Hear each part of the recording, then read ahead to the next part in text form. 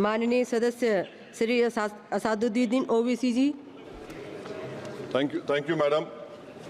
Madam, the Places of Worship Act 1991 Act imposes a non-derogable obligation towards enforcing a commitment to secularism under the Indian Constitution.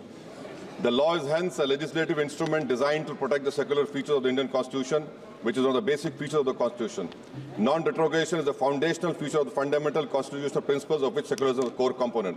The Places of Worship Act is thus a legislative intervention which preserves non-derogation as an essential feature of our secular values. Historical wrongs cannot be remedied by people taking the law in their own hands. In preserving the character of the Places of Worship Act, Parliament has mandated in no uncertain terms that history and its wrongs shall not be used as instruments to oppress the present and future.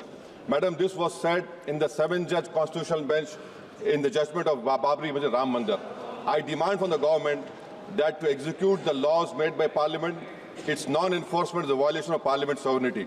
Madams, 12 egregious cases have been filed against masjid and dargahs to convert or change their character, which includes Baba Budangi Dargah in Karnataka, Biju Mandil Masjid in Vidisha, Madhya Pradesh, Baduddin Shah Dargah in Bagpat.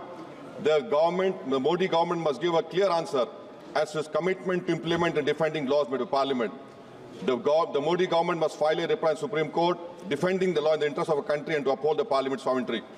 Madam, I demand that this government does not take this country back to the era of 18 and 90s, which was a very dark period in the history of our country. कहीं ऐसा ना हो madam कि लम्हों ने खता की, सदियों ने सजा पाई। मैं हुकूमत से इस बात का मुतालबा करता हूं कि ऐसी तंजीमों की हरगिज सियासी तौर पर सरपरस्ती ना करें जो इस मुल्क को कमजोर करना चाहते हैं। बहुत बहुत शुक्रिया। माननीय सदस्य श्री धर्मेंद्र यादव जी। धन्यवाद सभापति जी।